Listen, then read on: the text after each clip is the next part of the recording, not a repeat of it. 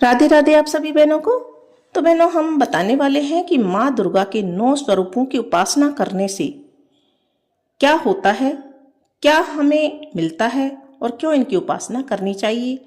और साथ ही हम जानेंगे अष्टमी और नवमी तिथि का महत्व और नवरात्रि में दान का महत्व।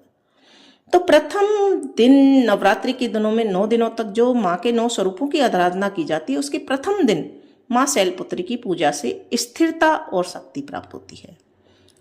दूसरे दिन यानी कि द्वितीय दिन माँ ब्रह्मचारिणी की आराधना आत्मसंयम और तप की प्रेरणा देती है।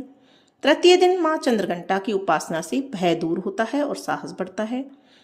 चौथे दिन यानी कि चतुर्थ दिन माँ कुष्मांडा की कृपा से ज्ञान और समाधि प्राप्त होती है। पंचम दिन माँ स्कंद माता की पूजा से संतान सुख और मातृत्व का आशीर्वाद मिलता है।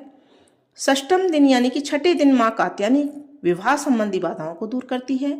और सातवें दिन माँ कालरात्रि नकारात्मक शक्तियों से रक्षा करती है।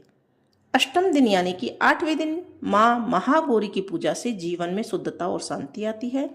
और नवमी के दिन माँ सिद्धिदात्री सभी सिद्धियों को पूर्ण करती है और पूर्णता का आशीर्वाद देती है। नवरात्र की अष्टमी और महानवमी तिथि विशेष फलदायी मानी जाती है। इन दिनों में कन्या पूजन की परंपरा है, जिसमें छोटी कन्याओं को देवी स्वरूप मानकर उनका पूजन किया जाता है। उन्हें घर पर आमंत्रित करके भोजन, वस्त्र और दक्षिणा अर्पित की जाती है। नवरात्रि में दान का बहुत ही महत्व है। नवरात्रि साधना के साथ साथ सेवा का भी पर्व है। शास्त्रों में कहा गया है कि इन 9 दिनों में किया गया दान माँ के आशीर्वाद के साथ पुण्य फल प्रदान करता है। जरूरतमंदों को दिया गया दान माँ दुर्गा की सच्ची आराधना मानी जाती है। विशेष रूप से कन्याओं, असहायों और दिव्यांगजनों की सहायता करना अत्यंत पुण्यकारी माना गया है। सेवा भाव से किया गया दान न केवल समाज को सशक्त बनाता है, बल्कि साधक के जीवन में भी सुख समृद्धि का मार्ग खोलता है। बोलो माँ देवी दुर्गा माता की जय।